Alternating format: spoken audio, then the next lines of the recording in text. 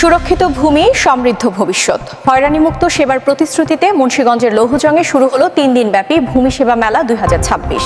সুরক্ষিত ভূমি, সমৃদ্ধ ভবিষ্যৎ, এই যুগোপযোগী স্লোগানকে সামনে রেখে সারা দেশের মতো মুন্সিগঞ্জের লৌহজংয়ে উৎসবমুখর পরিবেশে শুরু হয়েছে 3 দিনব্যাপী ভূমি সেবা মেলা 2026।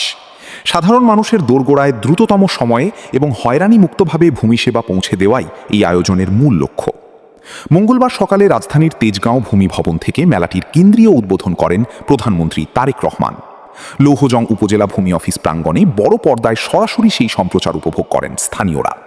এরপরই উপজেলা প্রশাসনের উদ্যোগে বের হয় একটি বর্ণাঢ্য র্যালি। প্রধান প্রধান সড়ক প্রদক্ষিণ শেষে ভূমি অফিসে এসে বেলুন ও পায়রা উড়িয়ে মেলার আনুষ্ঠানিক উদ্বোধন করেন উপজেলা নির্বাহী কর্মকর্তা ফারজানা ববি মিতু। উদ্বোধন শেষেই মেলা প্রাঙ্গণের স্টলগুলো ঘুরে দেখেন অতিথিরা। এই মেলায় নাগরিকরা সরাসরি নামজারি, খতিয়ান বা পর্চার আবেদন এবং ভূমি উন্নয়ন কর পরিশোধের জন্য অনলাইনে রেজিস্ট্রেশন করার সুযোগ পাচ্ছেন।